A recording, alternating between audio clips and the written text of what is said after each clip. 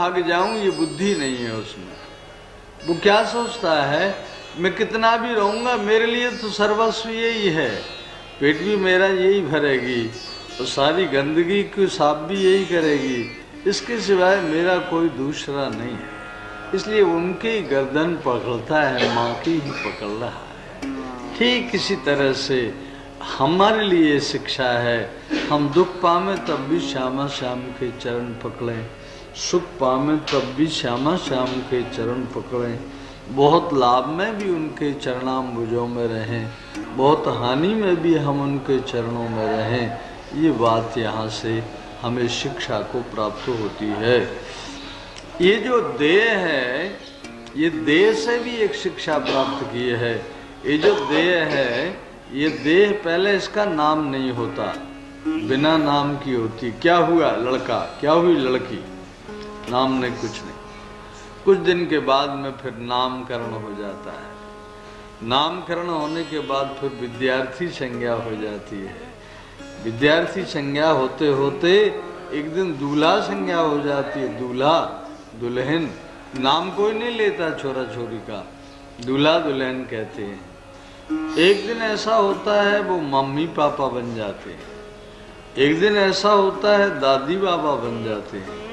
कभी दीन हुए, कभी गरीब हुए, कभी बहुत बड़े बने, कभी बहुत शासक बने, कभी अनुशासक बने। बनते बनते एक दिन मुर्दाए शरीर बन जाता है। ये शरीर रात दिन हमें सिखा रहा है। पहले चश्मा नहीं लगता था, अब चश्मा लगता है। अर्थात शरीर कह रहा है मैं जा रहा हूँ, तुम पे बने जैसा कर लो, जल्दी करो, देर का काम नहीं, मैं जा रहा हूँ। तुम यदि गफलत में रह गए तो मैं चला जाऊंगा। तो शरीर ये निरंतर हमें सूचना देते रहते हैं।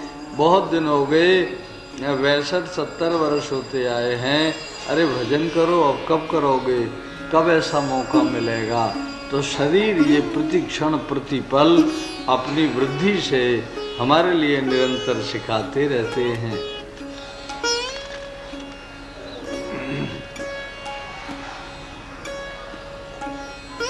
उद्धव जी महाराज बोले, प्रभु ये जो मकड़ी है, मकड़ी को भी गुरु बनाया है, शहद बनाने वाली मक्खी को गुरु बनाया है। शहद बनाने वाली मक्खी से सीखा है, वो जगह जगह का रस लाती है और शहद बनाती है। उसका विचार क्या रहता है, चांदनी रात जब होगी, चंदा पूरे खेलेंगे चंदा, तब चांदनी के प्रकाश में मीठा मीठा शहद खाऊंगी। तो जोर जोर का करती रहती है, तरह तरह के रस लाती है, पुष्पों के, परागों के, और शहद बना के तैयार करती है। जब खाने का टाइम आता है, कोई शिकारी देख जाते हैं, आगे अग्नि लगा के सबको भगा देते हैं और निचोड़ के और शहद निकाल के ले जाते हैं। शिकारी जैसा करता है ऐसा ही यमराज करते रहते हैं। हम सोच रहे हैं हम कब सुखी होंगे, जब तक यमराज निचोड़ ले जाते हैं। शिकार शहद की मक्खी रस रस संचय करती है, हम भी इसी तरह का जीवन भर संचय करते रहते हैं। लेकिन वो संचय ठीक हमारे मतलब में आएगा ये कोई नहीं जानता। मक्खी से हमने सोचा है संग्रह उतनी करे जितनी आवश्यकता हो, अधिक वस्तुओं का संग्रह न करें। ज़्यादा वस्तुओं का संग्रह करके अनुपयुक्त होने के कारण से कभी भी विनाश हो सकता है।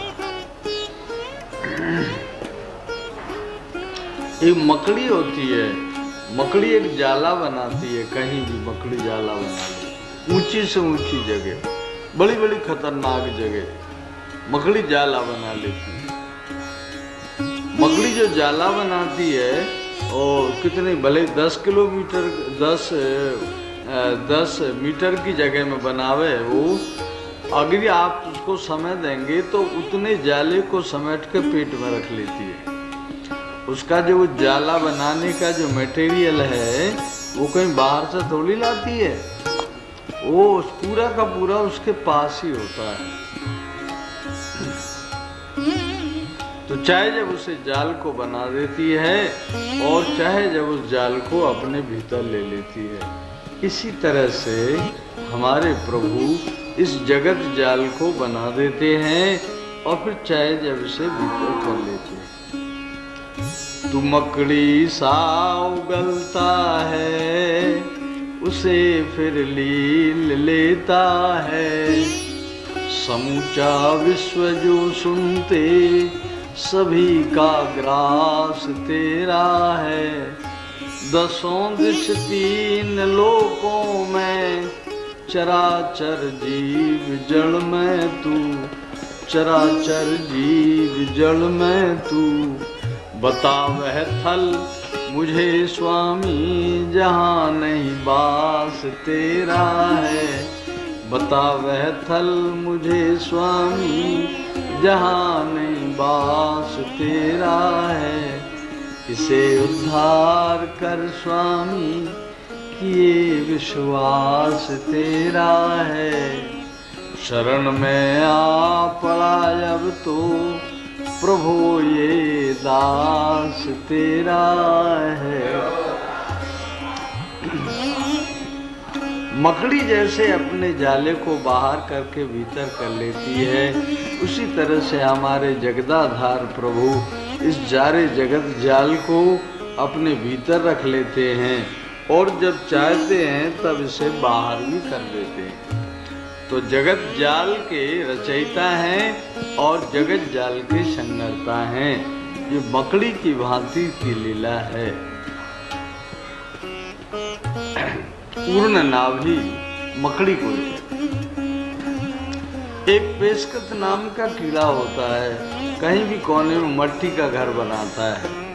मट्टी का घर बना के और उसमें एक छेद रखता है।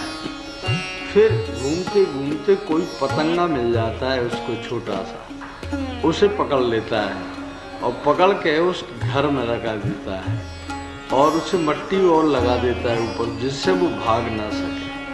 थोड़ा सा उसमें छेद रखता है जिससे वो भीतर घुट के मर ना जाए। फिर उसके मट्टी के ऊपर उसके मुंह पे ये पैर हिलाता रहता है और गुनगुन गुनगुन गुनगुन कुछ गीत गाता रहता है। वो जो भीतर में पकड़ा हुआ जो कीट है वो इसका ध्यान करता रहता है, क्योंकि ये पकड़ के लाया है, दुश्मन है। इसका वो ध्यान करता रहता है, इसी का वो गुनगुन गुनगुन शब्द सुनता रहता है। तो वो ध्यान की परंपरा से और वो शब्द की परंपरा से वो जो भीतर पकड़ा हुआ कीट है वो इसका बच्चा बन जाता है। इसके ये ऐसे ही बच्चा होता है। इसकी श्रेणी में इनके यहाँ सामान्य बच्चों का सृजन नहीं है। भावनाओं से ये बालक बनाता है। तो वो जब समय आता है कोई तो उसमें वो फूट जाता है वो घर पूरा का पूरा, और वो जो भीतर कीट है उसमें पंख भी हो जाते हैं, तब तक ये फौरन उड़ जाता है। जैसे उस कीट ने ध्यान करते करते और उस शब्द का मनन करते करते तत्स्वरूपता को प्राप्त कर ली, उसका स्वरूप बना लिया, उसी प्रकार से कृष्ण का ध्यान करते करते उनकी मधुर मुरली का नाद भावनाओं में लाते लाते हम स्वयं भी कृष्ण जैसे हो जाते हैं। तो निरंतर, क्योंकि तदनुकार वृत्ति हो जाने से तदनुकृति हो जाती है, इसलिए उनकी अनुकृति में हम हैं।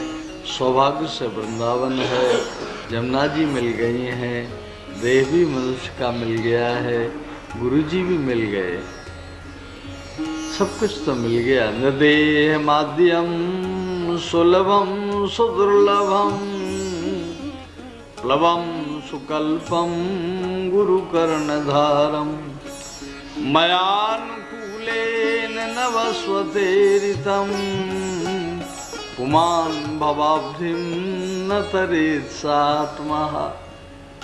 हे प्रियोद्धव, भगवान कृष्ण ने 24 गुरुओं का आख्यान सुना के उद्धव से बोले, इस शरीर जो मिला है प्रियोद्धव, ये प्रभु को प्राप्त करने के लिए सुलभम सहज मिल गया है। देवन को दुर्लभ नर देही, सो तैने सहज ही पाई। मन भाई निधि पाई, सो क्यों जान बूझ बिसराई। ये जो मनुष्य का देह है सुलभम सहज मिल गया है। सुदुर्लभम आसीत, बड़ा दुर्लभ था, सहज मिला है। प्लवम सुकल्पम, ये संसार सागर है।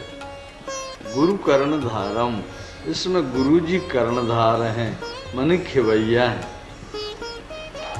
और मेरी अनुकूलता रूपी वायु मिल रही है। मयानुकूलेन नवस्वती ऋतम, मेरी अनुकूलता रूपी वायु मिल रही है।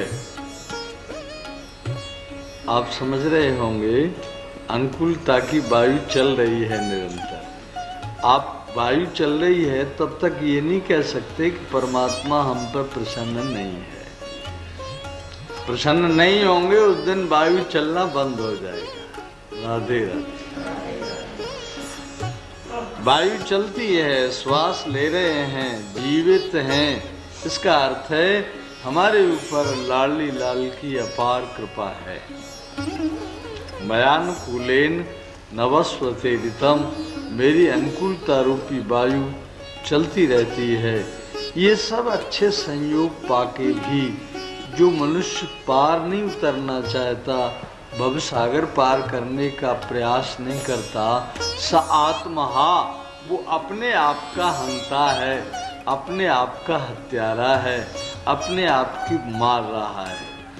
आत्महंता, कभी अगर आपका विचार हो कि मैं कुछ खा के मर जाऊं, कुछ मार के मर जाऊं, ऐसा कभी नहीं करना चाहिए।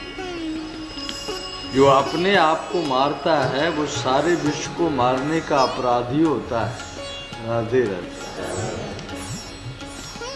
जीने में आनंद है, मरने में कोई आनंद है। आजकल कई रंगदार जल्दी से जल्दी मर जाने के लिए बड़े उत्सुक होते हैं। वो जीवन के मूल्य को नहीं समझ रहे। वो थोड़ी सी कुछ चीजों को ही जीवन मान बैठे, थोड़ी सी लिप्साओं की पूर्ति के लिए ही अपना सर्वस्व माने। पर जीवन जैसी कीमती चीज कोई और दूसरी नहीं। और क्या जानना चाहते हो उद्धव? मैं जानना चाहता था प्रभु, ज्ञान कर्म और भक्ति, ये तीन जो योग हैं, इनमें सर्वश्रेष्ठता आप किसको देते हैं? तब भगवान बोले, सारे संसारियों के लिए, परम कल्याण के लिए मैंने तीन योग मैंने वर्णन किए हैं। ज्ञानम कर्म च भक्तिश्च नोपान्योस्ति करे चित्त। सारे जगत के कल्याण के लिए ये तीन योग मैंने प्रमुखता से वर्णन किए हैं।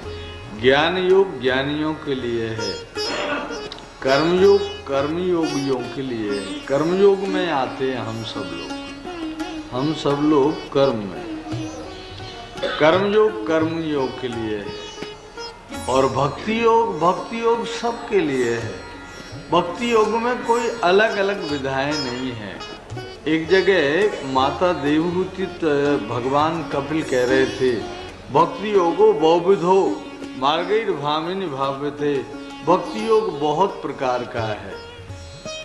हाँ, किसी को रोने से मिलते हैं, किसी को नाचने से मिल जाते हैं, किसी को कुछ देने से मिले हैं, किसी को कुछ खो जाने से मिले हैं।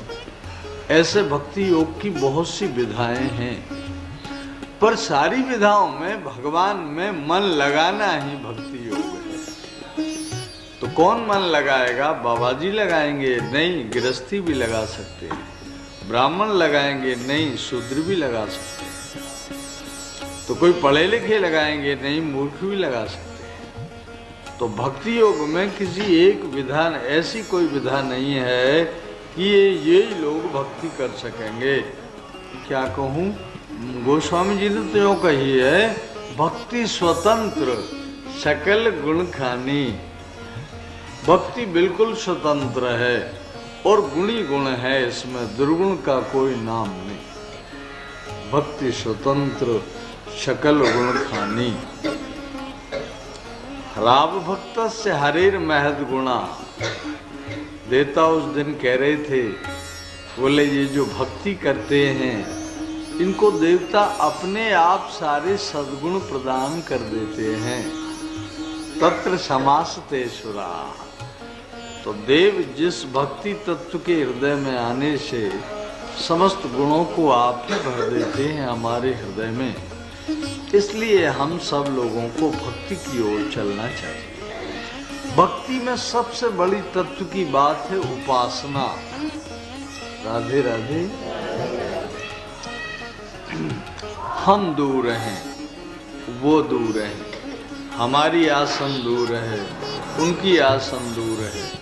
अब उनसे कहें आसन खिसका के जरा इधर को आ जाओ, ये तो जल्दी नहीं जमती है बात, तो वो तो भाई सरकार ठहरे, हम अपनी आसन को खिसका के उस तरफ ले जाएं। उप समीपे आसनम यस्मिन, समीप में आसन को खिसका के लाने का नाम उपासना है। ये जो उपासना है इससे भक्ति तत्व पुष्ट होता है। भगवान के सिंहासन बना रहे हैं, भगवान के हम मंदिर में बुहारी दे रहे हैं, भगवान को उठा रहे हैं, भगवान को नहवा रहे हैं, भगवान को भोग लगा रहे हैं, भगवान को शयन करा रहे हैं, भोजन भगवान को बना रहे हैं, सब्जी भगवान को ला रहे हैं। तो जितनी क्रियाएं हैं इस उपासना योग में सारी की सारी भक्ति में आ जाती है। तो ये जो उपासना है ये बड़ी सुंदर है। इस उपासना के अंतर्गत ही मंदिर आते हैं। मंदिर जैसी कोई पवित्र जगह नहीं है। मंदिर निर्गुण होता है। बनेतु सात्विको वासो ग्रामे राजस उच्यते तामसम द्यूत सदनम मन्नकेतम तो निर्गुणम। वन में रहना सात्विक निवास है।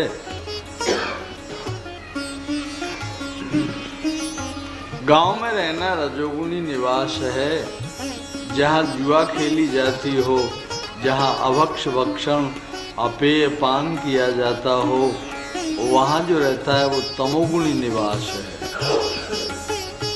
और मेरा जो मन्नकेतम, मेरा घर तो उद्धव बिल्कुल निर्गुण है। तो ये तत्व समझ रहे होंगे आप। मंदिर में अगर किसी को गुस्सा आए तो गुस्सा मत कीजिएगा। मंदिर में दूसरे दुर्गुण यदि मन में प्रवेश करें तो मत आने दीजिएगा, क्योंकि वो स्थान ही निर्गुण है। पहली बात तो वहाँ आते नहीं हैं। अगर कदाचित कोई गुण पहले से घुसे पड़े रहते हैं तो गुणों का उत्पादन करते रहते हैं, तो उन गुणों को बड़े भाव से दबाते रहना चाहिए। मन के तम निर्गुण, तो मंदिर निर्गुण स्थल है। मंदिर निर्गुण स्थल है। मंदिर अच्छा बनाना चाहिए, मजबूत बनाना चाहिए। मंदिरम कार्य दृढ़म। कोई जरूरी नहीं हमारे बच्चे हमारे अधूरे मंदिर को पूरा कर देंगे, कोई जरूरी नहीं है। इसलिए अपने हाथ से ही सारे कामों को, कार्यक्रमों को पूरा करे। मंदिर जब बनावे तो भगवान के फूल कहाँ से आएंगे, पत्ती कहाँ से आएंगी, फल कहाँ से आएंगे, सुंदर बगीचा उद्यान वगैरह बनावे। मंदिर जब बनावे तो मंदिर में ठाकुर जी की जो प्रतिमा लावे उसमें ये भाव न रखे जयपुर से लाया हूँ 50,000 खर्च हुए। फिर ये भाव लावे अगर ये मुरलीधर हैं तो वृंदावन से कृपा करके पधारे हैं, और यदि ये धनुषधारी हैं तो अवध से कृपा करके पधारे हैं। मैंने किया है। इस तरह के अहंकार को इसमें स्थान नहीं देना चाहिए। ऐसा मंदिर बनावे। हनुमान हैं, गरुड़ हैं, ये सब उनके जो पार्षद गण हैं भगवान के, उनके भी स्थान बनावे। देखो भाई उद्धव, मंदिर जब बन जाए, भगवान जब विराजमान हो जाएं, तब उनमें ये संदेह नहीं करना चाहिए। नवाता हूँ, पता नहीं ये नाना स्वीकार किया कि नहीं किया, फूल चढ़ाया इन्होंने स्वीकार किया कि नहीं किया, भोग लगाया पता नहीं इन्होंने पाया कि नहीं पाया। ऐसा कभी संदेह अपने हृदय में नहीं आने देना चाहिए। इतना निर्भय सिद्धांत है आराधना का। मेरे ठाकुर जी मैं नवाता हूँ तो ना लेते हैं, जो पहनाता हूँ पहन लेते हैं, जो पवाता हूँ पा लेते हैं, जरूर पा लेते हैं। मेरी सारी बात को समझते रहते हैं, मेरी सारी बेबसी को भी जानते हैं, मेरी सारी मनोवृत्तियों को भी जानते हैं। ये कुछ नहीं जानते मेरी बात को, ऐसा कभी भाव नहीं आने देना चाहिए। ये देख रहे हैं, ये सुन रहे हैं, ये पा रहे हैं, ये बोलने वाले हैं, ये देख रहे हैं। ऐसी ललक से ठाकुर के दर्शन करें, ठाकुर के साथ व्यवहार करें। जब कभी आप राधा वल्लभ जी जाएं, जब कभी आप बांके बिहारी जी जाएं, तो आप उनकी आंखों में आंखें डाल दीजिए। देखिए कि हमारे आने पर इनकी आंख घूम रही है कि नहीं घूम रही हैं, ये हमारी ओर देख रहे हैं कि नहीं देख रहे हैं। आपको थोड़ी देर तो कुछ ऐसी पागलपन की सी बात लगेगी, लेकिन दिन 2 दिन 4 दिन में आंखें घूमने लग जाएंगी और वे आपको सच्ची देखने लग जाएंगी। मने क्या खूब सौदा नगद है, साथ दे साथ ले। ये बात केवल सुनने की नहीं है, ये व्यवहारिक बात नहीं है, ये पारमार्थिक बात है। इनमें एक सत्य है, उस सत्य को ग्रहण कर लेना चाहिए। तो भगवत प्रेमियों, ये उपासना की बात कहते कहते भगवान कहते हैं मैं खा रहा हूँ, पी रहा हूँ, देख रहा हूँ। ऐसी भावना से जो सेवक है, पुजारी है, जो भक्त है, उसे मेरी दृढ़ धारणा करनी चाहिए। मैं खाता भी हूँ, पीता हूँ, बोलता हूँ, देखता हूँ, सुनता हूँ, मुझे सबकी मालूम है। ऐसी धारणा मेरे में वो निरंतर करता रहे, तो इससे उसकी जो उपासना का योग है वो सिद्ध हो जाता है। अयोध्या में, अयोध्या है ना, अयोध्या के पास एक कोई ब्राह्मण रहते थे, भूमिहार। भूमिहार उधर बहुत हैं। भूमिहार ब्राह्मण रहते थे और उनके 2 भाई थे, दोनों की शादी हो गई, दोनों के एक एक लड़का हुआ। 12 बीघा धरती थी दोनों के पास। 6-6 बीघे की धरती को अपने अपने उपयोग में लेते रहते।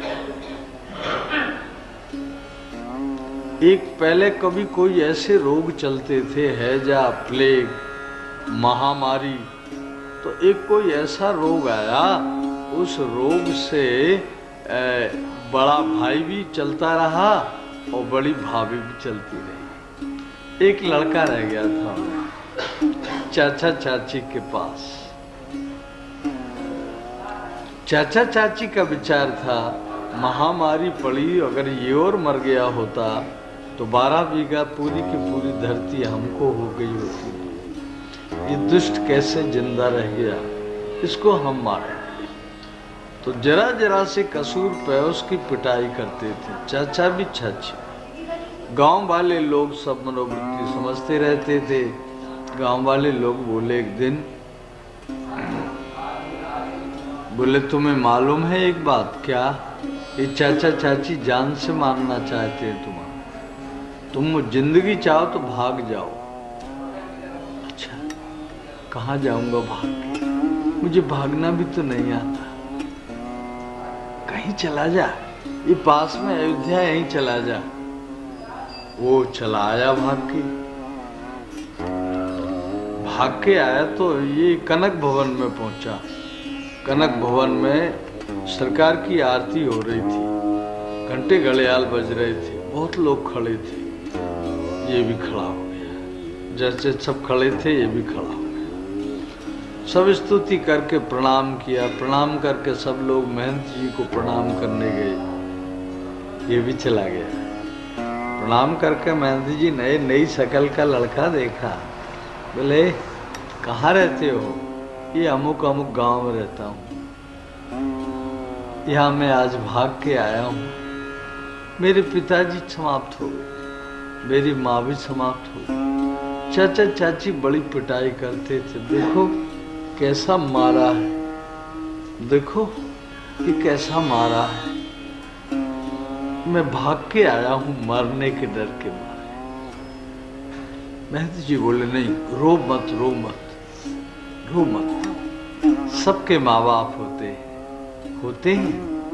हाँ, कहाँ होते हैं बाबा? ये जो मंदिर में बीच में बैठे हैं ना, पिताजी तो हैं ही। अच्छा, और जो बगल में वो गोरे गोरे से हैं ना, वे चाचा जी हैं। और वो बाईं ओर जो विराज रही हैं वो माता जी हैं। ठीक। और वो सामने पूंछ वाले बैठे हैं ना, भैया हैं वो। ठीक, पक्की जम गई, पक्की जम गई। अब पता भी मिल गए और सब मिल गए, परिवार मिल गया, बड़ा खुश। 2 दिन 3 दिन टिकल पाए, फिर बोला महाराज जी मैं किसान का बच्चा हूँ, बिना परिश्रम के भोजन करना में मुझे लज्जा लगती है। मुझे कुछ बंदगी बता दीजिए, मैं बंदगी बजाता हूँ, सेवा बताइए। महंत जी बोले किसान का बच्चा तो गाय चराया कर। ठीक, ले जाएगा, इस ओर जंगल है, इस ओर ले जाएगा। बड़े सवेरे उठ के गाय ले जाना, रोटी बासी ले जाना, वही जंगल में खाना, शाम को आना, फिर ताजे भोजन करना। ये क्रम बन गया।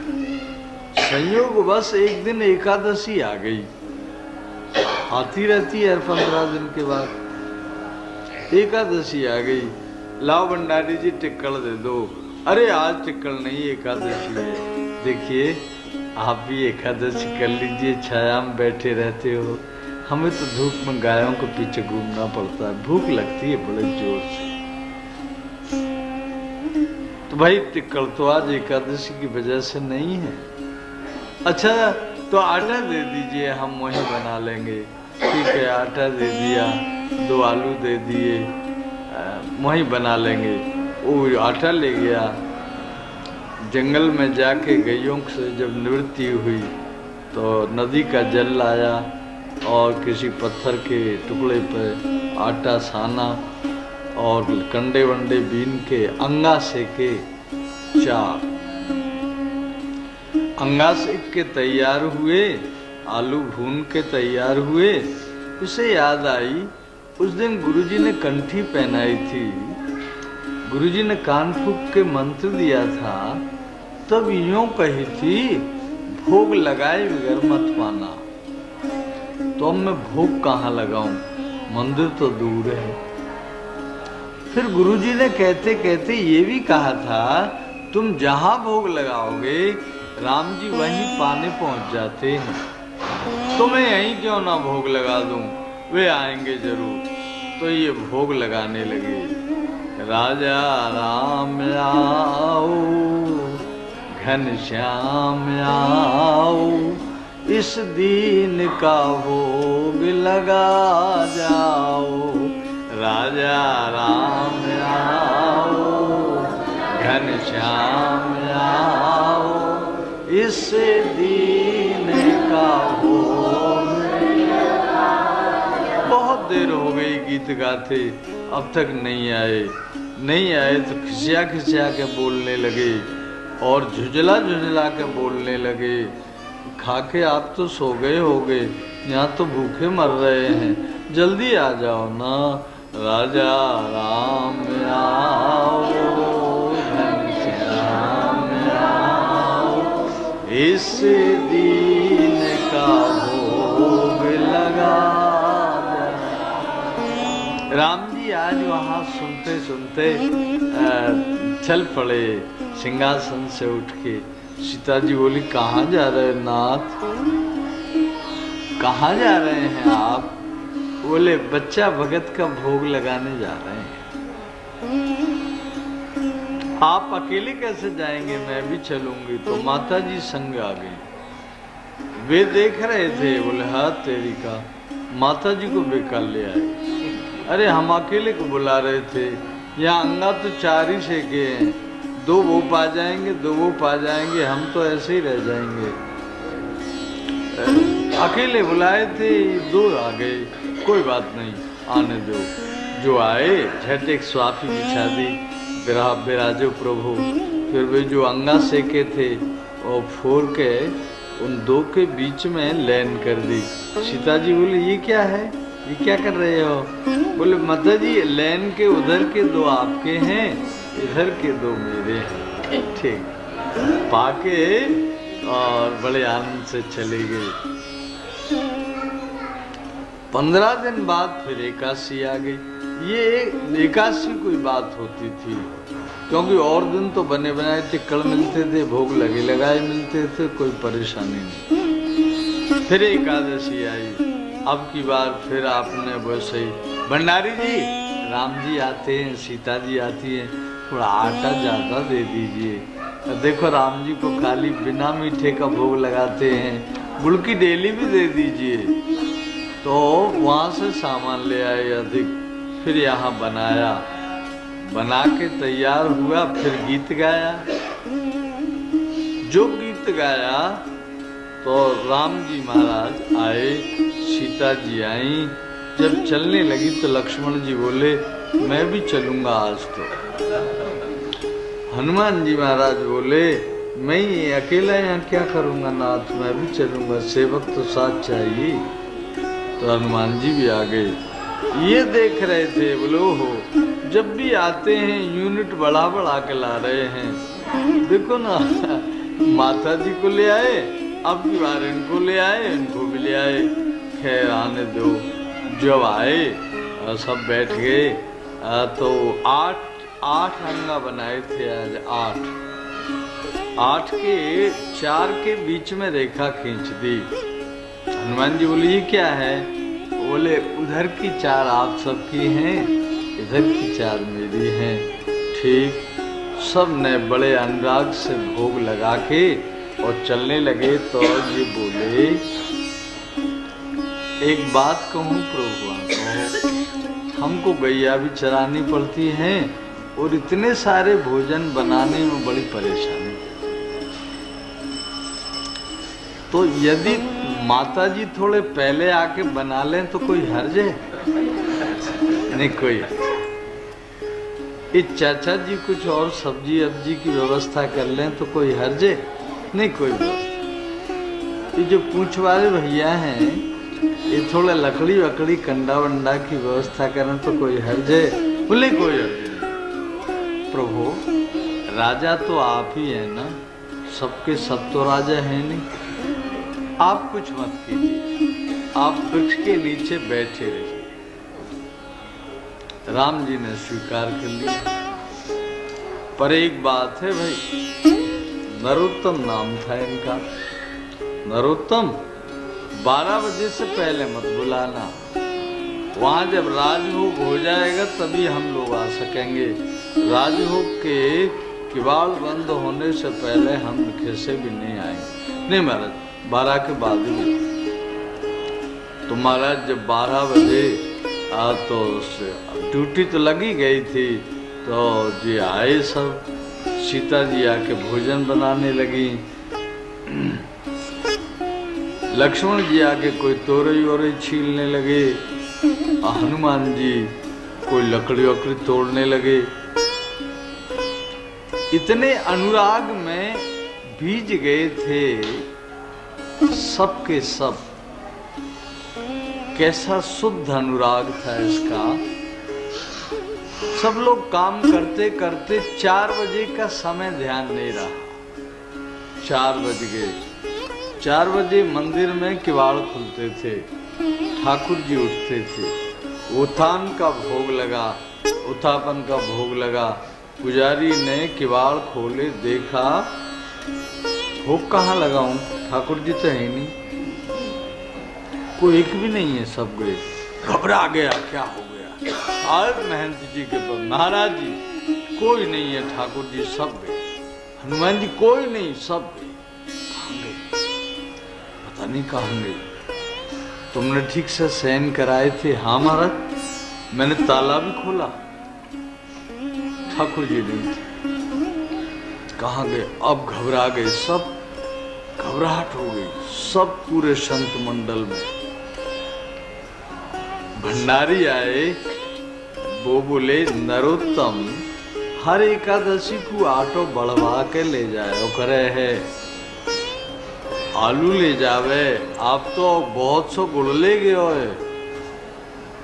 बहन जी समझ गए जरूर वहां राम गए होंगे, राम का ऐसा ही स्वभाव है, जरूर गए होंगे। महेंद्र जी बिना खड़ाऊं के भागते भागते वो शोर गए जहाँ गईया चलती, वहां आवाज आ रही थी हूं हूं हूं की। पूंछ वाले बाबा लकड़ी तोड़ रहे थे। जैसे ही महेंद्र जी पहुंचे, आहा अंजलि नंदन प्रभु, ये तो सब हमारी सेवा है, आप छोड़िए हम करेंगे। अरे तुमने अभी देखा क्या है, और भीतर तो जाओ। और भीतर गए तो देखते हैं कि लक्ष्मण लाल भी कोई काम कर रहे हैं। सौमित्री जी, सौमित्रानंदन जी, लाइए हमको दीजिए। अरे बोले तुम और भीतर तो जाके देखो जरा। ये और भीतर गए तो जनक नंदिनी जी का चूल्हा बुझ गया है, जंगल का, हवा लग रही है तो फूंक रही हैं, पर हृदय में बड़ा खीज नहीं है, कोई दुख नहीं है, बड़ी प्रसन्न है और बड़ी वात्सल्य मुद्रा से देख रही हैं। महेंद्र जी गए, माता जी हम तो इसी के लिए बाबा जी हुए हैं, हमारा तो धर्म ही सेवा है, हमारा तो कुछ काम ही और नहीं है। माँ आप हटिए, मैं बनाता हूँ, मैं बनाता हूँ। एक बात पूछूं माता जी, नरोत्तम ने ऐसा कौन सा गुण देख के आप इसके इतने अनुकूल हो गए हो, ये तो कृपा करके बता दो। बोले देखिए भोजन ये हमको ही बनाने हैं, तुमको नहीं बनाने देंगे। और कौन सा गुण है कौन सा नहीं है ये तो मालिक की बात है। वो देखो पेड़ के नीचे बैठे हैं जिन्हें कोई काम नहीं करना पड़ रहा, उनसे जाके सारी बात पूछो। तब महंत जी वहां गए, कर्णानुधान के साष्टांग प्रणाम की। बोले प्रभु नरोत्तम में ऐसी कौन सी विशेषता देखी आपने जो आप इतने अनुकूल हो गए? तो राम जी ने एक ही उत्तर दिया था, निर्मल मन जन सो मोहि पावा, मोहि कपट छल छिद्र न भावा। निर्मल मन सो मोहि भावा, निर्मल मन मुझे पा लेता है, पावा पा लेता है निर्मल मन। छल कपट छिद्र ये सब चीज मुझसे बहुत दूर है। तो ये विविध नाम रूपों में विद्यमान अपने प्राण वल्लभ से इसलिए निवेदन किया था ये उदाहरण कि सेवा सर्वस्व है। कली में सेवा सर्वस्व है। घर में सेवा रखिए, ठाकुर जी को खूब मनाइए। जो आपके सेव्य ठाकुर जी घर में हैं, इनसे बड़े विश्व में कोई दूसरे देव नहीं हैं। राधे राधे। आपके पास जो मंत्र है, इस मंत्र से बढ़ के उत्तम मंत्र विश्व में दूसरा कोई नहीं है।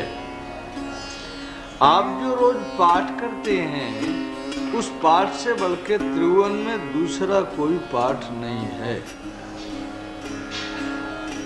आप अपनी धारणाओं में पुष्ट बनिए। ये अच्छे, वो अच्छे, वो अच्छे, वो अच्छे, वो अच्छे, जगह जगह देखते में आनंद नहीं है। मन को एक रूप में लगा देंगे, एक रूप में, राम रूप, श्याम रूप, शिव रूप, तीन ही रूप है लगाने के। जल्दी कहाँ मन लगे वहां लगा दो, वह उससे बढ़ के फिर कोई और दूसरा नहीं है। मेरे मंत्र से बढ़ के तो आप कहेंगे हमको उसको बस में करना है, उसी मंत्र से हो जाएगा। आपको उसे दंड देना है, उसी मंत्र से दंड हो जाएगा। ये अलग अलग सम्मोहन, मारण, विद्वेषण, पृथक पृथक किसी तांत्रिक के चक्कर में फंसने की आवश्यकता नहीं है। राधे राधे। कब कौन सा ग्रह लगेगा, कब कौन से ग्रह की कैसी युति होगी, कौन सा ग्रह क्रूर है, कौन सा ग्रह सौम्य है, जब ऐसा मन घबरावे तब कृष्ण के चरणों की ओर देख। किति जी महाराज से पूछो क्या कह रहे हैं। जो पे कृष्ण चरण मन अर्पित, काकरी है नवग्रह रंग। यदि तेरा मन कृष्ण के चरणों में समर्पित है तो नवग्रह रंग कुछ बिगाड़ नहीं सकते। अर्थात नवग्रह को भी रंग शब्द दिया है।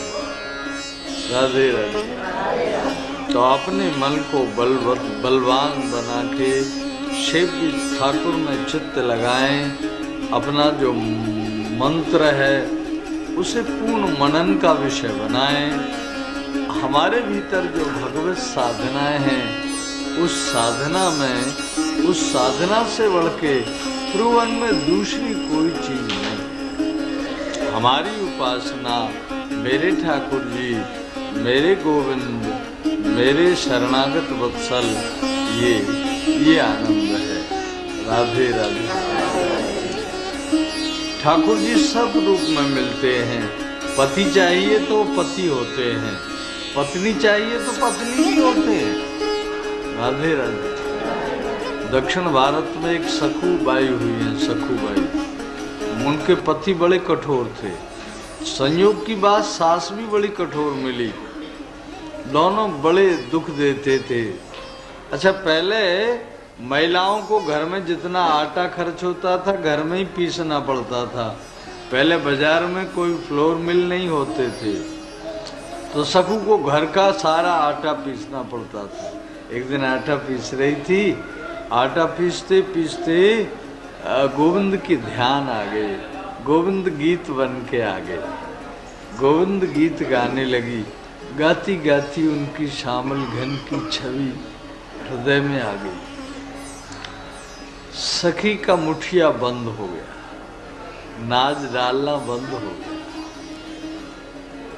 कुछ आटा पड़ा है चक्की में, कुछ नाज रखा है, ये समाधिस्थ हो गई, ये अनुभव में छा गई।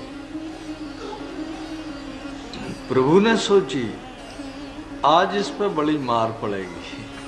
आटा पिसेगा नहीं, समय पर रोटी बनेगी नहीं, तो बड़ी भारी दुर्दशा में पड़ेगी। मैं सखू बन के इसका काम क्यों ना कर आऊं। तो प्रभु सखू बन गए और पति के हाथ धुलाए, पति को भोजन परसा।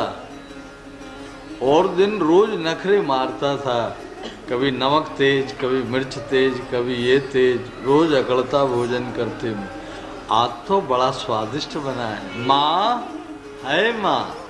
हाँ बेटा, आज तेरी बहू ने भोजन क्या अमृत बनाया। आज तो इसने अच्छी लग रही हैं, आज इसने बड़े मन का काम किया है। पति को प्रसन्न कर दिया। प्रसन्न करके वो कहीं चले जाते थे काम को, वो चले गए। उधर सखू की वो भाव की समाधि खुली। हाँ, आज तो बड़ी मार पड़ेगी। आटा भी नहीं पिसा है। पहले सासू जी को प्रणाम करे आऊं। तो गई, जाके बोली माता जी क्षमा कीजिए, क्या हो गया, आज थोड़ी देर हो गई, काहे में आटा नहीं पिस पाया। क्या कह रही है तू। आज तो मधुसूदन भी इतना खुश होके गया है जितना खुश पहले कभी नहीं हुआ। तेरी तारीफ करके गया था। सखू की आंख भर गई। शायद मधुसूदन को प्रसन्न करने के लिए मधुसूदन ही आ गए होंगे। उनके बिना और मनोवृत्तियों को साधने वाला कौन। मैं ये निवेदन कर रहा था आपके पावन चरणों में,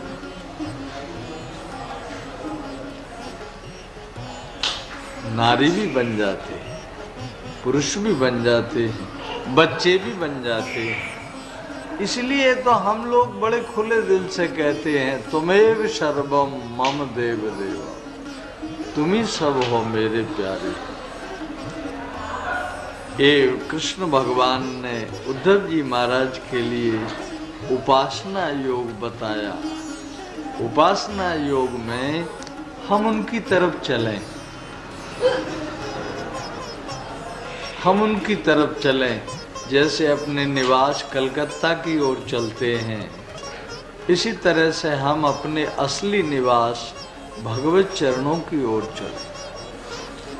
जैसे काम हो जाने के बाद हम सब निवास की ओर भागते हैं, उसी तरह से अब यहाँ आके हम उनके चरणारविंद की ओर भी चलेंगे। रहेंगे कहीं भी, लेकिन उनके चरण हमारे समीप रहेंगे, उनका चिंतन हमारे समीप रहेगा। राधे राधे। तो सद्भाग्यवान बंधुओं, सद्भाग्यवती बहनों, भगवान कहते मल्लक्षण मिमम कायम लब्ध्वा मद्धर्म मास्थितः आनंदम परमात्मानम् आत्मस्थम संपेति माम। तुम अपने भीतर की भीनी हुई भावनाओं को समेट के आप अपने आप ही धर्म में आस्थित हो जाओ और परमानंद को प्राप्त कर लो। राधे राधे। अपने ठाकुर जी, अपने मंत्र, अपनी क्रिया, उसमें मन लगाओ। यदि आप हनुमान चालीसा का पाठ करते हैं तो कम नहीं है।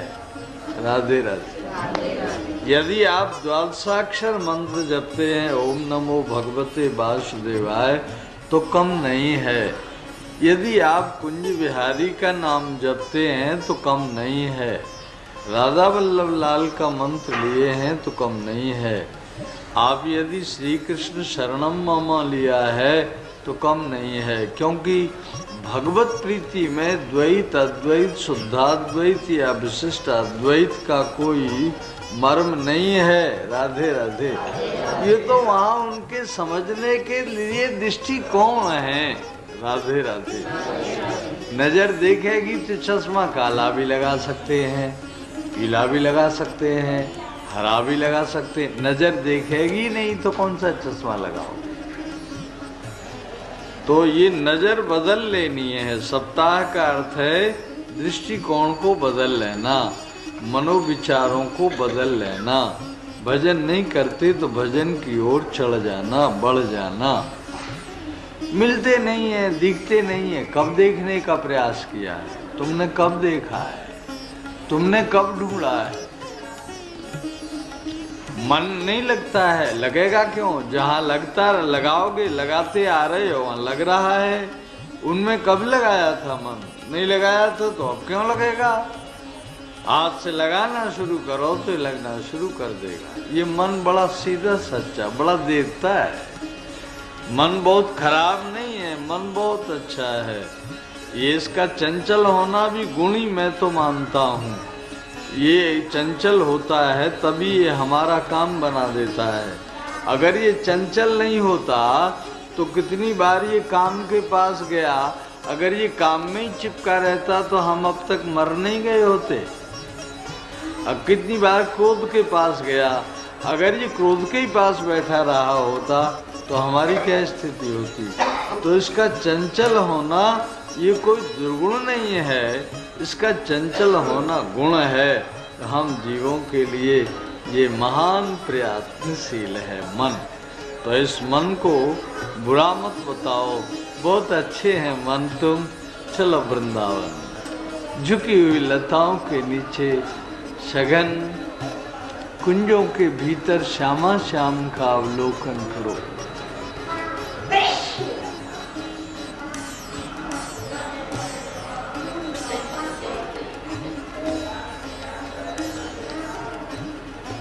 श्यामा श्याम अगाध रस सिंधु।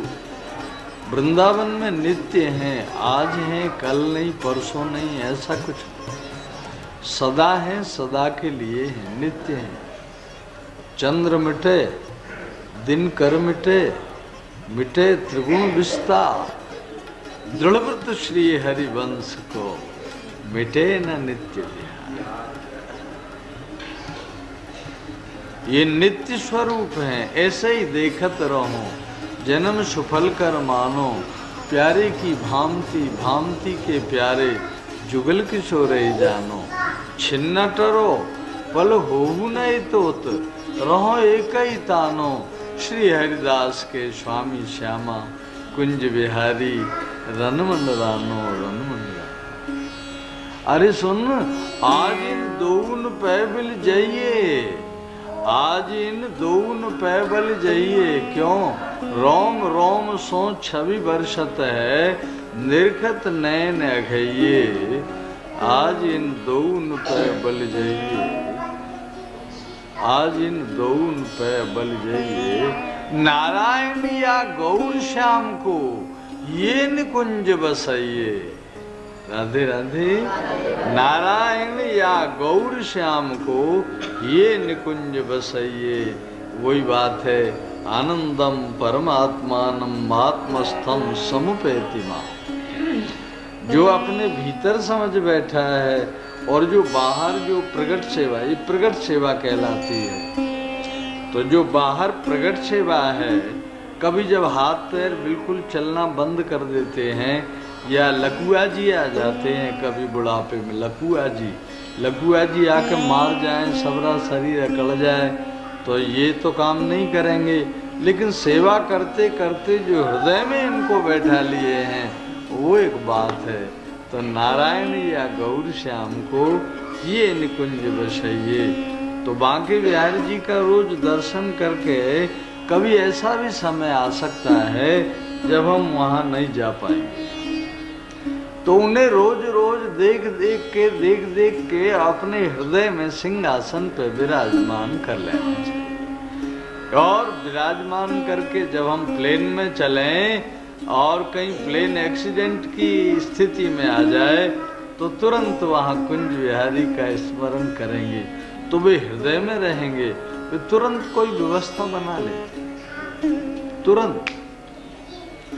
आप सुन ही चुके हो पीछे, नमा आश्चर्य कर्मणे, इतने जल्दी आश्चर्यजनक कृपा करने वाला त्रिभुवन में कोई दूसरा नहीं है। तो कृपा सिंधु को निरंतर हृदय में रखना।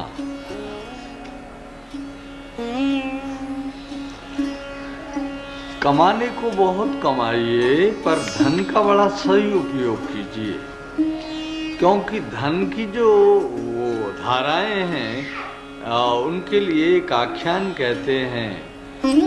राजा, पहले एक आइल नाम के राजा थे, उन्होंने खूब धन कमाया था।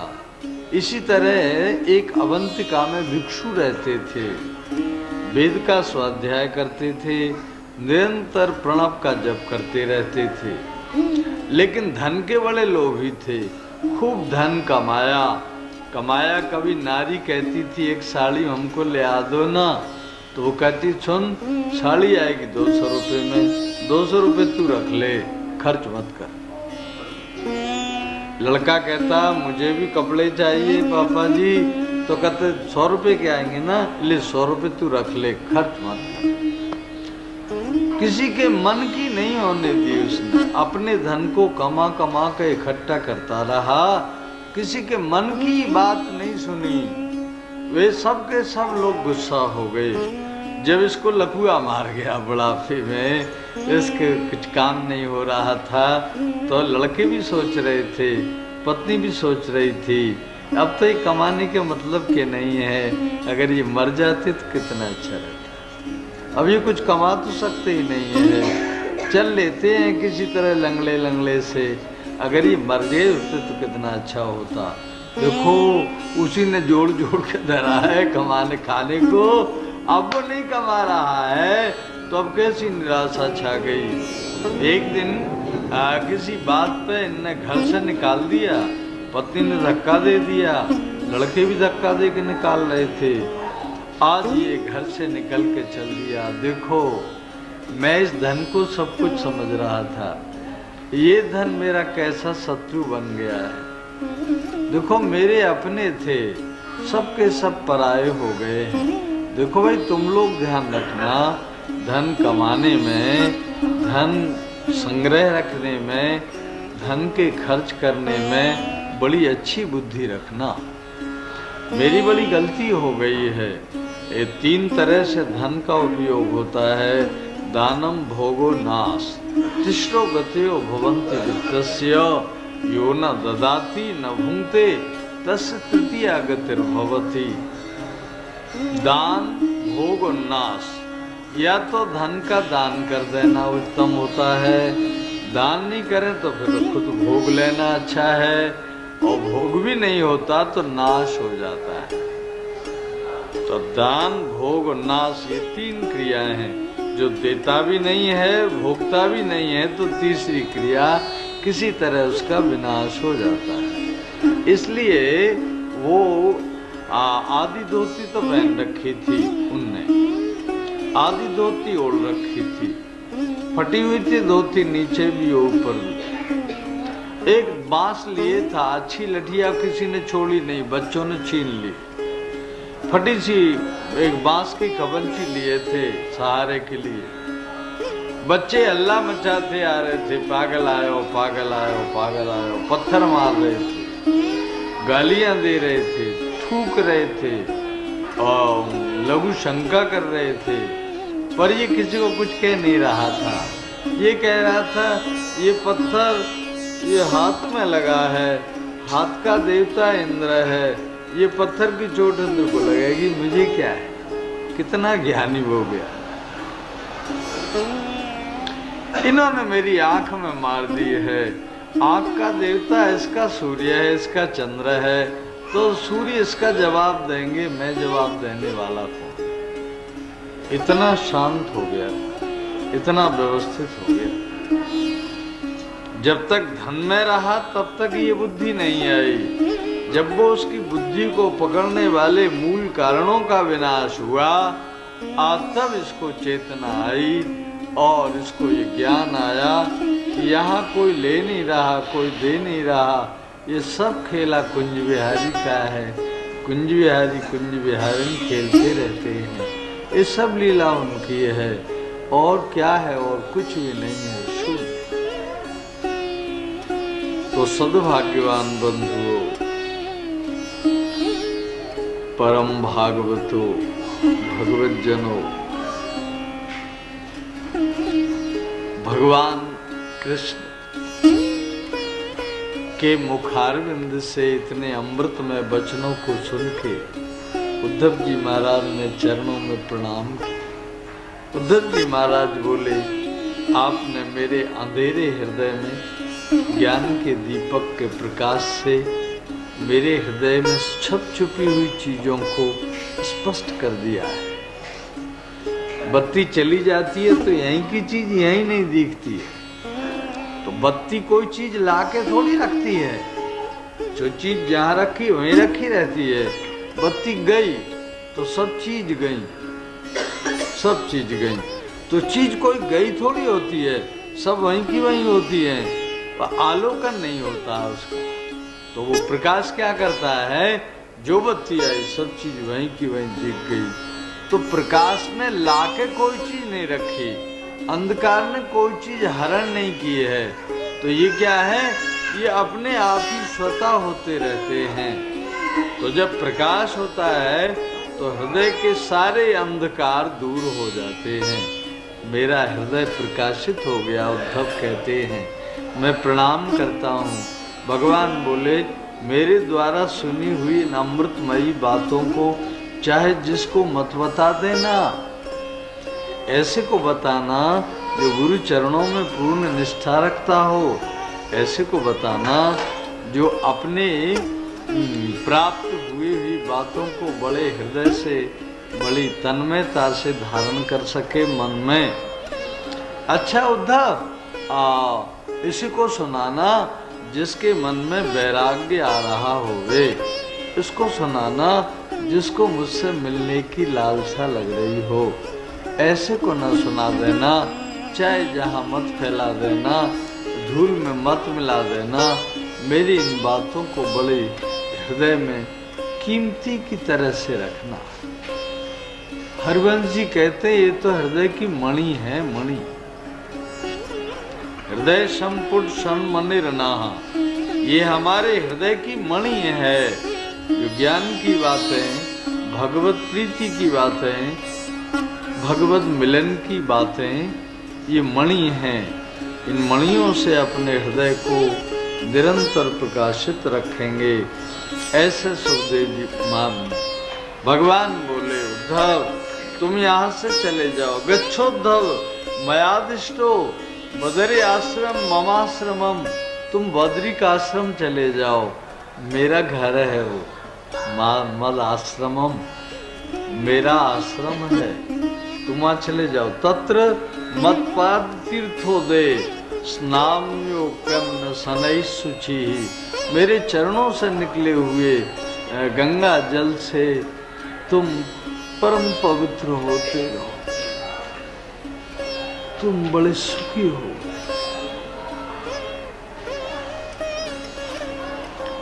अलकनंदा के शीतल जल में स्नान करते रहेंगे।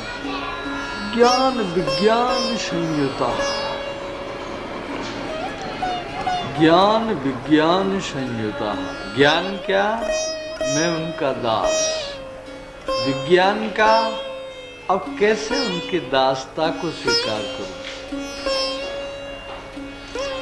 एक भौतिक विज्ञान होता है, एक आध्यात्मिक विज्ञान होता है। ये आध्यात्मिक विज्ञान है, वो भौतिक विज्ञान है जिससे प्लेन हवाई जहाज चलते हैं, वो भौतिक विज्ञान है।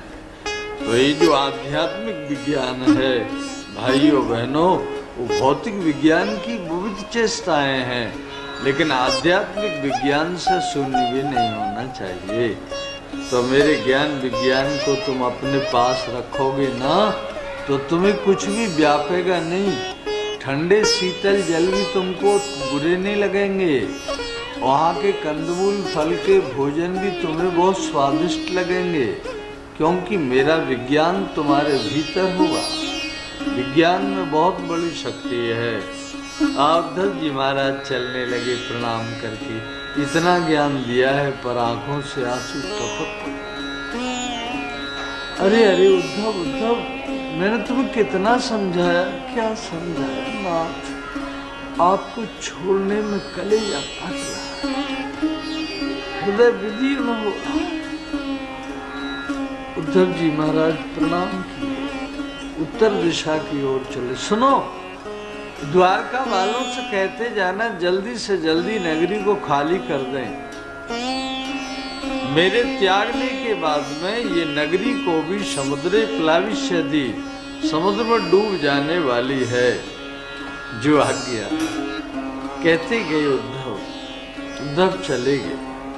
भगवान पीपल के वृक्ष के नीचे आनंद मुद्रा में चरण के घोंटू के ऊपर दूसरा चरण रखे, एक घोंटू पे हाथ रखे, बड़ी आनंद मुद्रा में विराजे थे। जो विराजे जी कौन है? जगत गुरु है। जगत इनसे बड़ा जगत गुरु कौन? क्या जगत गुरुत्व है? बोले देख लो हमने कितना फैलाया और समेटते भी हमको देर नहीं लगी। तुम फैला के समेटोगे तो रोते जाओगे, हम रोते नहीं हैं, हम फिर भी अपने आनंद में। शालीन बहुत गंभीर मुद्रा में भगवान विराजमान, चरण को चरण पर रख के हिला रहे थे।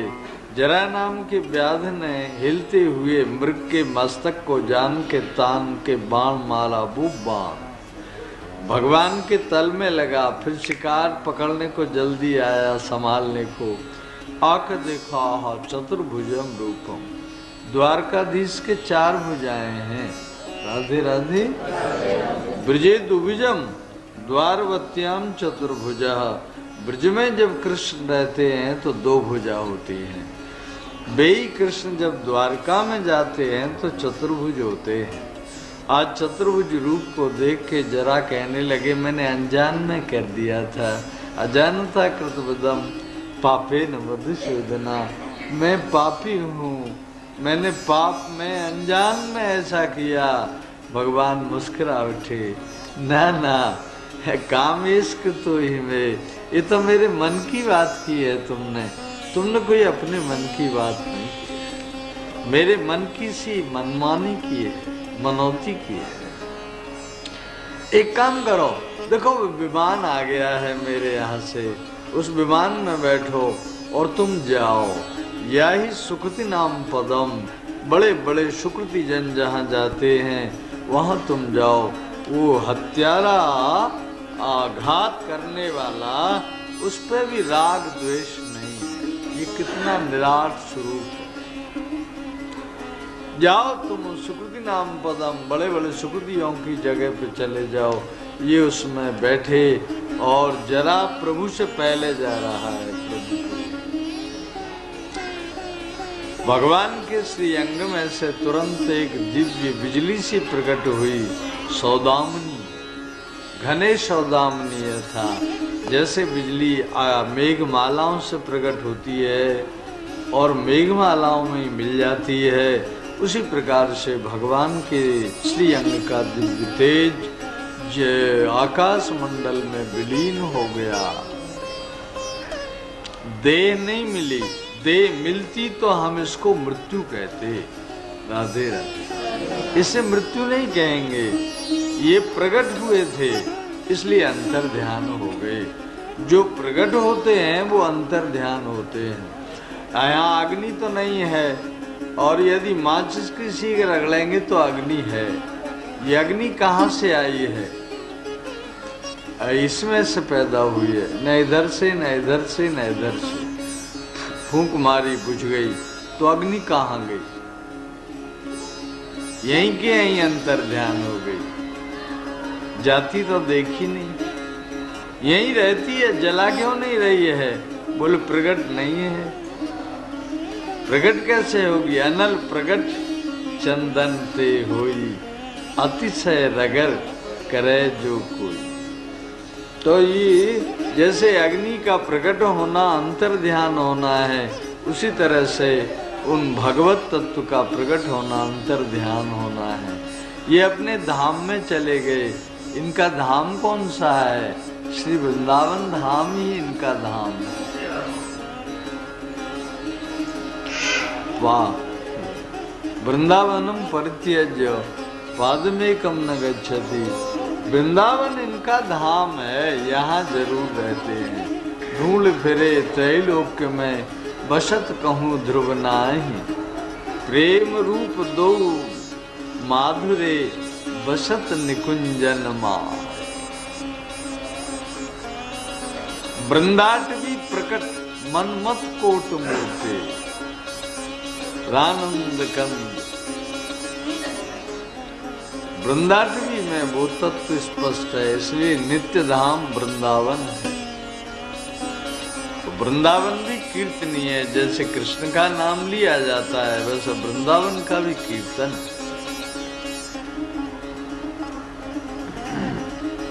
तो भगवत प्रेमियों,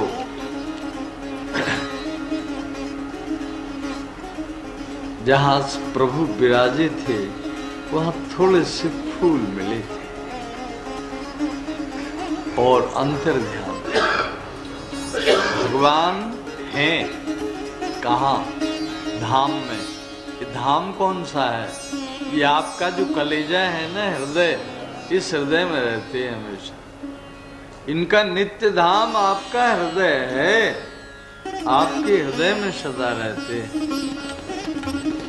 तो जब कभी ढूंढना होवे तो अपने हृदय में बहुत जल्दी मिलते हैं।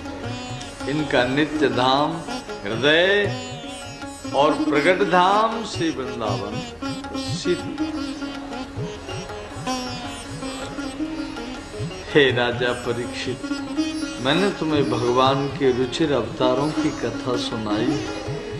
इनके बाल चरित्रों को, इनके पौगुण्य चरित्रों को, इनके युवा चरित्रों को, इनके विविध चरित्रों को जब भी कभी कोई प्रेमी जन सुनेंगे, उनके मन उनके भगवत चरणों में लगेंगे। इतनी बात नहीं है, भक्तिम पराम परमहंस गतौ लभेत। पराभक्ति तो प्राप्त होगी और परमहंसों जैसी भक्ति होगी। बोलो कृष्णचंद्र भगवान। राजा परीक्षित पूछने लगे, गुरुजी भगवान के जाने के बाद फिर पृथ्वी पर शासन कैसे हुआ? तब सुखदेव जी महाराज बोले, पुरंजय राजा हुए, बारद रथ हुए, नंदीवर्धन आदि हुए, प्रज्ञोत संज्ञा कहलाती थी इनकी सबकी। इसके बाद में फिर ये कथा हो रही थी, इसलिए अब भविष्य काल की क्रिया में बहुत से राजा लोगों का अलग अलग नाम उल्लेख किया गया है। आगे जाके फिर एक नंदी राजा नंदीवर्धन का राज जाता है। इस नंद वंश को समूल नष्ट करने के लिए एक चाणक्य नाम के ब्राह्मण होंगे, वो उस नंद वंश को समूल नष्ट करके मौर्य वंश को अभिषिक्त करेंगे। उस समय प्रजाओं का मन रजोगुण और सतोगुण से युक्त होगा। उसके बाद में फिर ये धीरे धीरे करके युग कलयुग की ओर बढ़ेगा, कलयुग और अधिक हो जाएगा और ज्यों-ज्यों कलयुग आगे बढ़ेगा त्यों-त्यों इसके विलक्षण गुण हो जाएंगे। दिन अपने आप में बुरे कहलाएंगे, रात्रियां भी भयानक हो जाएंगी। कभी भी कोई किसी के प्रति कुछ भी कर सकने वाले हिम्मत वाले लोग होंगे। सद उत्साह समाप्त हो जाएंगे, असद उत्साह बढ़ जाएंगे। स्त्री पुरुष में कोई विभेद नहीं होगा, जब मन में आया तभी वर्ण कर लेंगे और कोई वेश नहीं दिखाई देगा, ब्राह्मण कौन, वैश्य कौन, शूद्र कौन, ऐसा कोई पृथकत्व नहीं होगा। जैसे पेट भरे वही काम करेंगे। यार मार काय का पाप काय का पुण्य, नोट आएंगे काम बनेगा, ऐसा जो सोच लेना है तो कितनी बड़ी भारी अग्नि की बात है, कितनी हानि में वो जीव चले जाए। पाप ही पाप चारों ओर हो जाएगा, बहन भाई के संबंध बिगड़ जाएंगे, पिता और पुत्र और माता के संबंध बिगड़ जाएंगे। ये बात आने वाली है, भला अभी आई नहीं है। अभी कोई कलयुग को आया मत हुआ मत मान लीजिएगा। राधे राधे। नहीं तो कह जी कलयुग है, हम कर रहे हैं, पंडित कह रहे, पंडित कह रहे हो, हम कर रहे हैं, ठीक कर रहे हैं, कलयुग में सोई होगा, सोई हम कर रहे हैं। अभी आया नहीं है कलयुग, अभी तो मातृशक्ति जहाँ की तहाँ है। अभी संत जनों के मन भगवत चरणों में निरंतर लहरते रहते हैं। अभी योगी भी हैं, तपस्वी भी हैं, सत्यवादी भी हैं, अभी नैष्ठिक ब्रह्मचारी भी हैं। अभी कोई भी बात कलयुग जैसी हुई नहीं है। राधे राधे। इसलिए दुराचरण की ओर मन को शिथिल करने का कभी कोई मन न करना। राधे राधे। सदाचार ही जीवन है, सदाचार ही प्रगति है, सदाचार ही सर्वस्व जीवन का क्रम है। तो मेरे अनुरागी भाई बहन इस सदाचार की ओर निरंतर बहुत ध्यान देंगे, क्योंकि सदाचार की बात अब प्रचार में नहीं आ रही है। अब तो जो भी उपदेश टेलीविजन देता है या रेडियो देता है, उपदेश उनसे बढ़िया दूसरा कोई नहीं, सब बेकार हो गए। राधे राधे। तो मैं यूँ कहूँगा, रोज रोज सत्संग करते रहिए, पुस्तकें पढ़ते रहिए और भागवत ले आइए, एक अध्याय रोज पढ़ते रहिए। इस प्रकार के क्रम से जब आप आगे बढ़ेंगे तो फिर निश्चित रूप से आप इस भागवत की सप्ताह का बड़ा आनंद पाएंगे। इन कथाओं को सुखदेव जी महाराज राजा परीक्षित के प्रति कह रहे थे। हे राजा परीक्षित, और क्या सुनना चाहता हो? तुमने जो जो प्रश्न किए थे मैं बीच बीच में सबको सुनता भी गया और उनको समाधान भी करता गया। गुरुजी, आपने मुझे आज भागवत नहीं सुनाई है, पोथी नहीं सुनाई है, पुराण नहीं सुनाए हैं, किताब नहीं सुनाई है, तो श्रावितो यच्च में साक्षात साक्षात अनादि निधन ओ हरि।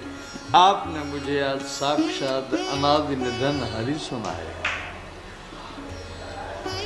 भागवत किताब, पोथी, पुराण व्यवहार नहीं है, शुद्ध परमार्थ है। भगवत चरणार बिंदों तक लगने की एक बहुत सुंदर अवलंबन है। तो राजा कहते हैं आपने मुझे हरि सुनाए। हरि को सुन के, हरि को देख के, हरि को जान के, हरि का मनन करके मैं हरि मैं हो गया हूँ। और गुरुजी, तक्षक का डर नहीं लग रहा है, बिल्कुल मृत्यु का भी कोई भय नहीं है। मुझे आपने ऐसा अमृत पिलाया है, अब मृत्यु से भी कोई डर नहीं है। ऐसे कह के गुरुजी के चरणों में प्रणाम किया।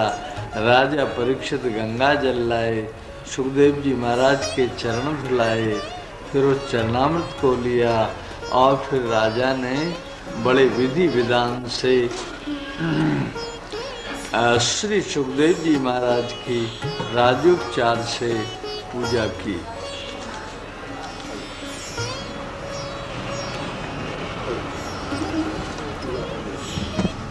काम सर्वभूत हृदय महिमानतोऽस्मि।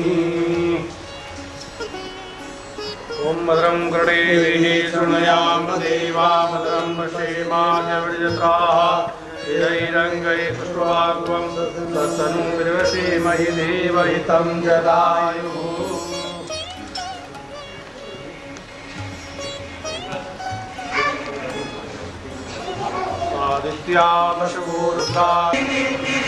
ओम स्वस्ति न इंद्रो वृहस्पतिः स्वस्ति नः पूषा विश्ववेदाः स्वस्ति नस्तार्क्ष्यो अरियः अग्निजुह्वा मनवः सूरचक्षुषो विश्वेनो देवा अवसाकमन्यः।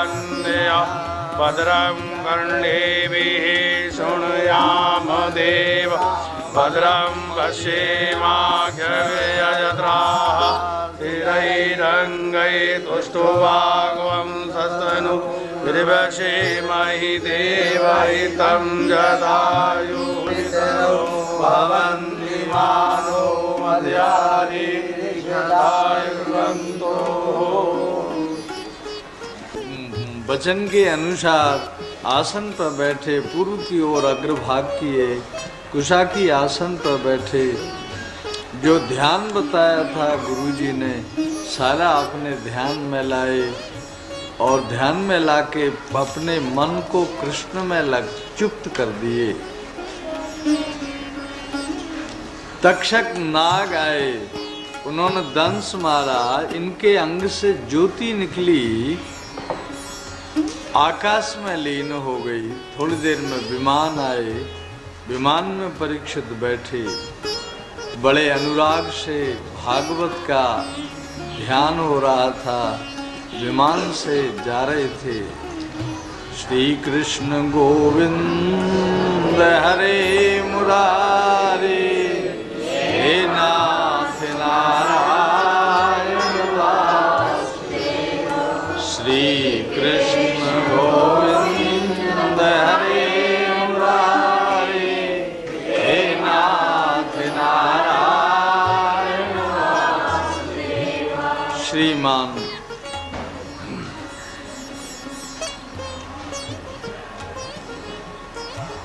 टेकचंद जी सहगल अत्यंत भगवद अनुरागी जन, संसार में बहुत बड़े कर्मठ कर्मशील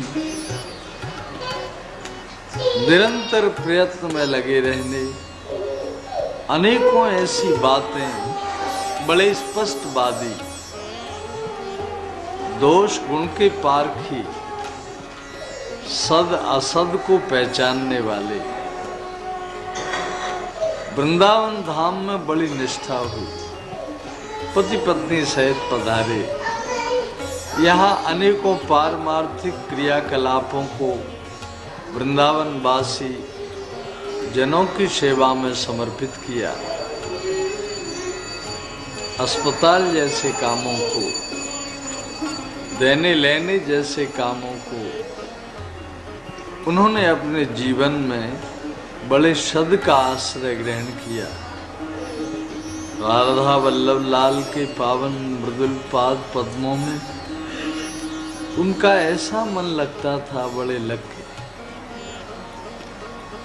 पीछे पीछे उन्हें भगवत अनुभूतियां होने लगी थी। कई बार कोई बात पूछने की बात आती मन में तो वहां पहुंचते, पहले फोन से पूछ लेते आप कब मिलेंगे, फिर उस समय पहुंचते बड़े शिष्टाचार से। इतने बूढ़े थे, मुझे लगता था मैं इनके बच्चा सा हूं, लंबे चौड़े भी काफी थे, तो मुझे लगता था मैं इनका बच्चा सा हूं, तो कितना आदर करते। कभी तो ये इस प्रश्न का उत्तर मैं भूल जाऊंगा, मुझे लिख दीजिए। ऐसे कई उनके उसमें लिखे हुए पर्चे भी होंगे, पूछते रहते। तो अंतिम दिनों में कहते थे उन्हें कुछ अनुभूति ऐसी होने लग गई। उनके श्री वृंदावन रज प्राप्ति को 1 वर्ष हुआ। उन्हीं के स्मरण में ये श्रीमद् भागवत उनके सत्पात्र सुपुत्र श्रीमान बुद्धिमान प्रज्ञावान श्री रमेश जी, श्री प्रेम जी, श्री बलवीर जी, श्री सतीश जी सब पत्नी सहित आके इस आनंद का वृक्ष आरोपित किया। सब लोगों ने यहाँ सत्संग में सुख लिया। तो ऐसी सद आत्माएं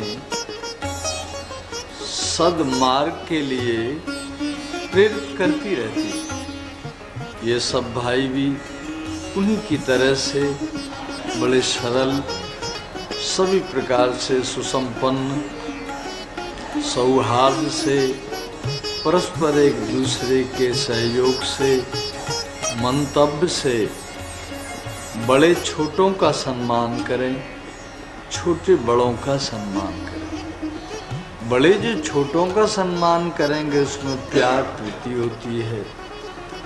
छोटे बड़ों का जो सम्मान करते हैं उसमें आदर और आदर्श होता है। तो वो आदर्श, वो प्रीति इन सब भाइयों के हृदय में निरंतर सदा सदा रहे। ये सुख समृद्धि से संपन्न रहें। ये श्रीमद् भागवत के सप्ताह का आनंद फल है। तो सद्भाग्यवान बंधुओं, आज राजा परीक्षित की देह नाग आए हैं। एक बीच में वैद्य मिले, तुम कहाँ जा रहे हो? डसने। तुम क्या करोगे? ठीक करेंगे। कर दोगे? यहाँ का लो, मैं हरा पेड़ काटता हूँ, तुम ठीक कर दोगे? हाँ हाँ करूँगा। उन्होंने पेड़ काटा, सूख गया। उन्होंने मंत्र पढ़ा, हरे आ गया। नाग बोले वो ये तो ठीक कर देगा। तुमको क्या चाहिए? ब्राह्मण बोले मुझे धन चाहिए। खोद ले यहीं, इतनी धरती में, चाहे जितना ले ले। नागों को धन का पता रहता। तो धन लेके विषहारिणम, विषहारी ने धन उनको देके विदा कर दिया और जाके राजा को दंश मारा। दंश से ज्योति निकली, ज्योति के साथ विमान में बैठ के भगवत धाम चले।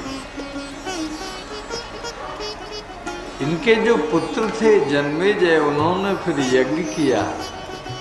उस यज्ञ में वो नहीं आए, नहीं आया, बोले इंद्र के पाए में लिपटे, इंद्र की सिंहासन के पाए में, क्या वो नहीं आ सकती? क्यों नहीं आ सकती?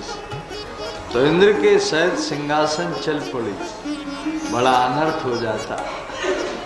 बृहस्पति जी जल्दी आए भागे, आके बोले जन्मेजय, तुमने जब से कितने जीवों को मारा पर पिताजी की शक्ल दिखी ना। सारी पृथ्वी को मार दो पर वो नहीं दिखेंगे। जो यहाँ जिस रूप से जाता है वो रूप से फिर नहीं आता, सब बदल जाते हैं।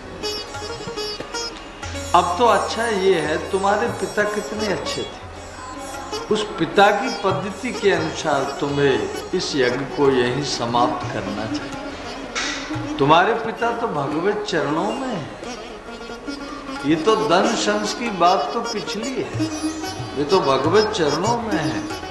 भागवत के प्रमुख श्रोता है, भागवत के प्रमुख श्रोताओं में मैल मक्कड़ जल्दी लगने का स्थान नहीं बनता।